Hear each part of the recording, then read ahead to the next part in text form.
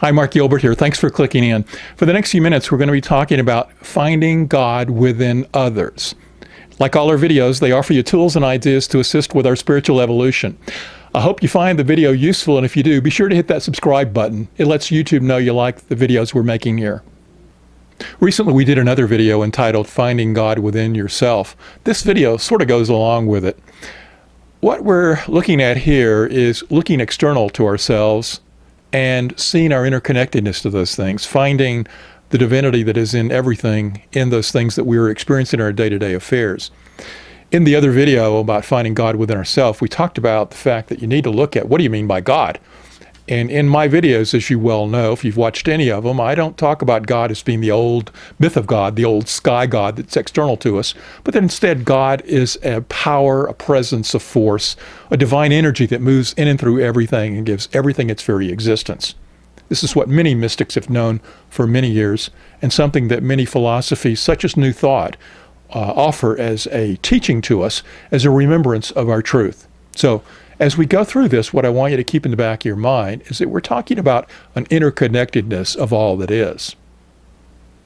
One other thing we need to consider is, why would we even want to do this? Why do we want to find God within ourselves, or why do we want to find God out there? Why do we even care about focusing on it? I mean, isn't life about trying to be successful and get our needs met and so forth?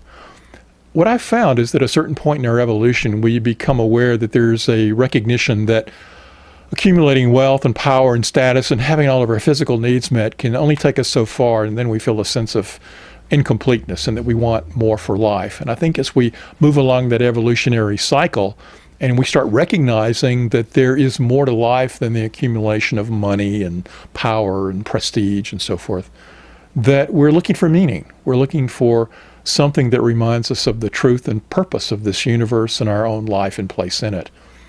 And that brings us to a place of recognizing the sense of unity that permeates everything. The sense that behind this unity is a flow that contains intelligence and power and a creative force, that we can tap into it. And that, although that's good and well to know from an intellectual standpoint, we want to experience it. And so part of these videos, as I've mentioned, are tools and ideas to help you on the spiritual path, is to move into that place of knowing, of truly experiencing the divinity that is in yourself and in others. It's real easy in our day-to-day affairs to be bouncing into people, and they're not acting in the way that we want. They're doing things that make us unhappy, and we have judgments about it. And it's tend to easily get into a sense of separation, to think that I want that person to act in a certain way and they didn't, and now I'm mad at them, I'm angry at them, I'm hurt by them, or whatever the emotion is. And so we tend to be reinforced every day with a sense of separation of life. However, techniques that allow us to shift that focus and to see the divine or God in ourselves and in others shifts us away from that competition sense, that sense of win-lose, that sense of feeling disappointment in life, and moves us to a place of recognizing the goodness of life, the gifts of life. So this is a real upliftment of our lives when we can move to a place where we move around each day with an awareness that the divine or God or spirit or whatever name you wish to use is moving through everything. So how do we shift our focus into seeing that everything we experience as external to ourselves really is an aspect of that divine flow that's also in ourselves? Well, in these practical techniques, what I'd like you to consider is that sometimes we have to start where it's easier for us. And what do I mean by that? Well, this world of form through which we move, there are people that we care for more deeply than others. There are people who are essential to our lives, our significant other, our children, our grandchildren, our parents, relatives, close friends, etc. There are people that we already sense a sense of love for, a care and connectedness to. So it's easier for us to start with those that we already care about, to begin seeing the divinity within them. As we move outward from there, There's people that we have no energy around. There's people that we see simply as strangers. They've never harmed us. We may not feel a sense of love for them, but we don't feel a sense of dislike for them. And so it's easier as we're working on these exercises to expand outward to people that we are neutral about, in a sense. What's really tougher is to get to that last category on the continuum of care and concern for folks, to the ones that perhaps we dislike. Maybe it's somebody who's wronged us or cheated us in some way. Maybe it's somebody who is a political person that we have a great dislike for, or whomever. It's very tough for us to get to the place of seeing God or the divine within those folks. So practical techniques that desire us to move along that continuum. They're really steps for us to moving where it's easy with the ones we love to those that we're neutral about, and then finally challenging ourselves by seeing the divinity in those that maybe are ones we've got some negative energy around. So let's get on to some practical tips. Like all stuff that we want to accomplish in our life, it all begins with an intention. So I'm inviting you to begin by having each day start with a personal intention to see the divinity in others that day. How do you do that? Well, as you get up in the morning and you're setting your goals for that day, or thinking about what it is you're wanting to accomplish that day, include some sort of statements or affirmations that claim that during that day you are going to see God in others. If you start your day by an affirmation, something like, throughout this day, every person that I meet, I will see the divinity within them. Or, I know that throughout this day, I will see the God in all. Words like that, and you got to come up with it on your own and make it your own so it will really, truly resonate with you. But it's setting the intention that throughout that day, that's what you're going to manifest. So it begins with that intention setting. The next thing is that as you're going throughout your day, you're going to be interacting with people. And so what I would invite you to do is to shift out of autopilot and into conscious witnessing of your day. What do I mean by that? I mean that for the most part, when we're going through our days, we tend to do it in sort of an automatic way. We interact with the same people or different people, and we react to what they're saying or doing. We have our own intentions about what we want to do that day. We get locked in on what we're thinking we're going to accomplish, and we react without thinking in most cases. What I'm inviting you to do is to, as you're moving around in your daily affairs, is to step in your awareness back and witness yourself. Witness what you're thinking, witness what's going on, witness that there is a space between what is occurring and your reaction to it, so that you've got a choice in how you choose to react in those particular moments. But the key here is to flip into that space of seeing everything from an observer standpoint. Instead of being immersed in it and letting things just go automatically, is to step back from it. It's in that place that you can start reminding yourself that everything you're seeing is divine. I find it good also then to have some catchphrases or some little words or terms that you can use that remind you of the divinity of others. One easy one to do is namaste. I mean, that's the meaning of that, is the divinity in me sees the divinity in you. And so you could silently say to yourself as you're interacting with people, namaste. Now, whether you say it verbally or not, it would depend on the circumstances.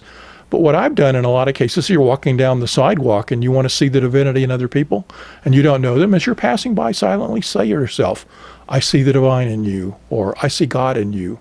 The God in me sees the God in you.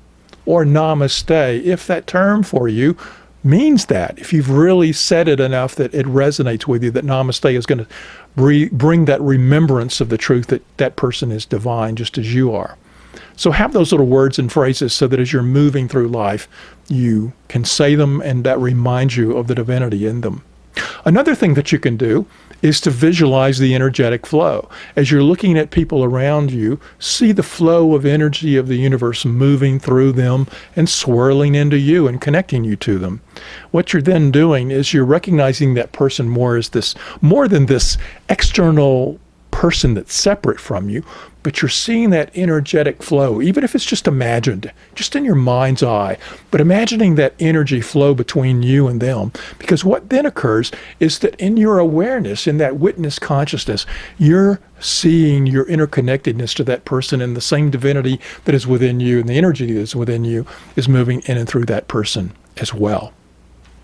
Another thing that you can do is to try to bring up that sense of love that you have within yourself for your certain keys, essential people in your life, or maybe a pet or something, but touch into that space within you where you know and feel and sense love. Who are the people in your life, or maybe pets, that bring up that sense for you? Touch into that feeling in the moment, and then bring that moment to your interactions with other people so that you can feel, to a degree, the love you feel for those that are close to you, to perhaps people that are not as close to you, so that you begin expanding that sense of love and connecting that flow of love in you to those moments when it's other people. Another thing you can do is to give the gift of listening. A lot of times when people are talking, we want to immediately go to what we're going to say. In fact, our minds are often racing with our reaction to what they're saying. But instead, why don't you stop and truly listen to the person? Let go of the need to even reply, other than to feel that in this moment, I want to clearly hear and understand what they're saying.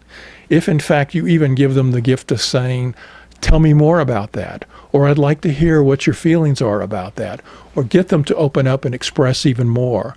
But as you sit there and listen to that individual talking to you, recognize and sense that that information, those words, are coming from the thoughts and feelings and the divinity within that person.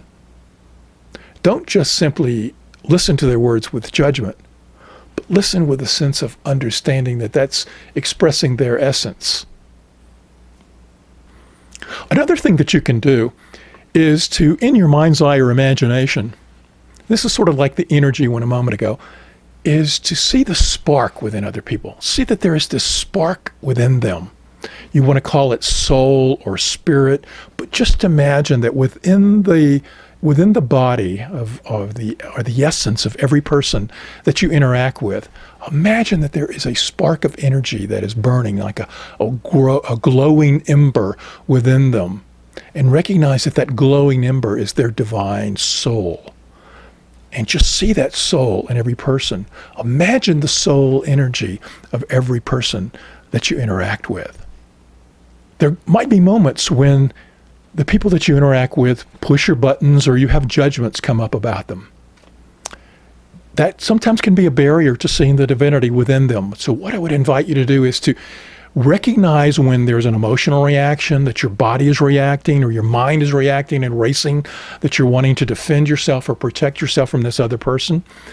And this is not to not have appropriate and healthy boundaries, but in moments when you can let your guard down a little bit with people, if they've said something that you felt some reaction to, and you're not really in any truly harm's way, is to just sit back and watch your judgment dissipate. See your thought as like some sort of crystalline form that can dissolve right in your mind's eye, so that you see your judgments about the other person melting away, sort of like ice melting. It just flows away, so that you're left with just the essence of you and the essence of the other person.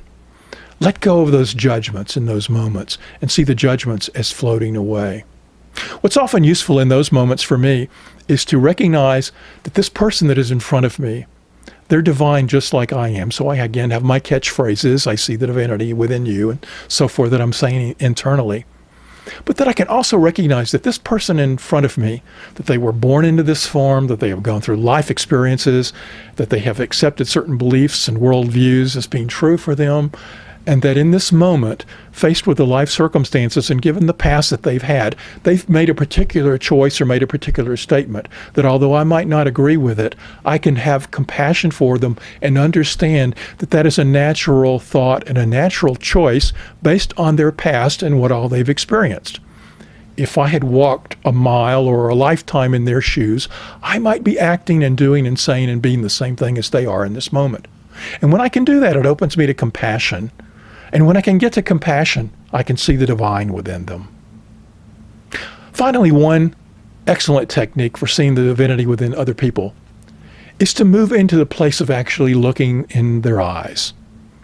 You know, in some of the men's work that I've done, we have a wonderful exercise that we do where we sing a song and we acknowledge the divinity in the other person, but it's in a very close space where we come face to face with one another and we look within the eyes of that other person and we just simply hold that gaze.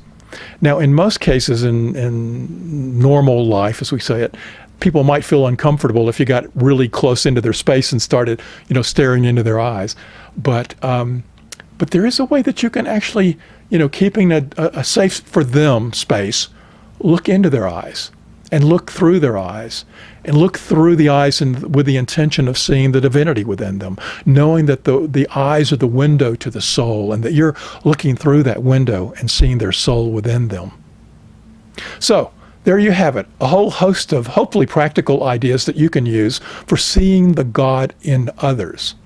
What techniques have you been using that perhaps I didn't mention here on this video? If you've got some others, leave a comment in the field below and let me know. If you've got a question or a suggestion for future videos, be sure to email me at the address on the screen. Thanks for watching, and I hope you benefit from this. Till next time. Hey, one more quick thing. I'd love it if you subscribe to the channel. The link is down there on the bottom left-hand corner of the screen. Also, there's a related video you might want to watch. It's right next to my face. And if you like this video, be sure to click like and leave me a comment on YouTube. Thanks.